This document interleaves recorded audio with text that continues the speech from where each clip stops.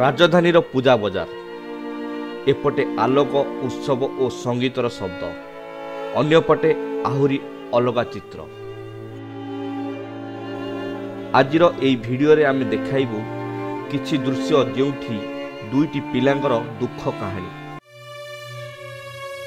जणे खेलना और बेलून बिक्री करुछि और अन्य जणे आइसक्रीम धरी बसिछि।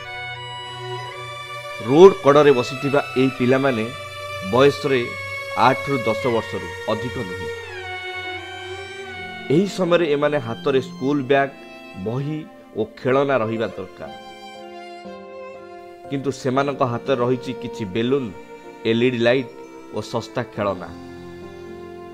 पूजारे जेउठी पिला माने आनंद रे झुली पडुछंती और पानीपुरी रो मजा नेउछंती, सेठी एई पिला माने बिक्री रे व्यस्त। कहउछंती बाबू बेलून नेबे बेलून।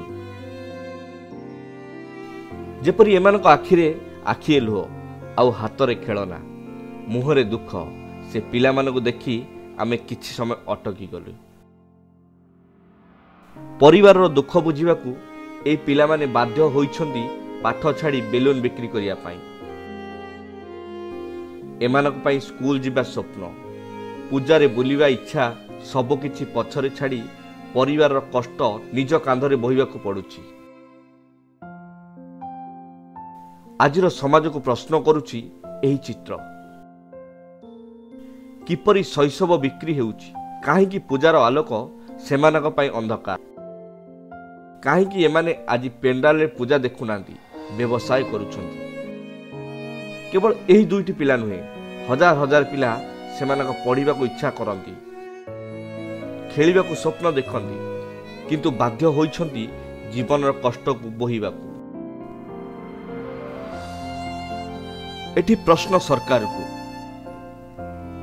जेतेबेले देश रे शिशु श्रम निवारण आईन अछि, आउ शिक्षार अधिकार आईन अछि, आउ मिड डे मील रो योजना अछि, समग्र शिक्षा अभियान चलिछि, तेबे काहेकि एमिति पिला माने सड़क रे बेलून बिक्री करुछंती।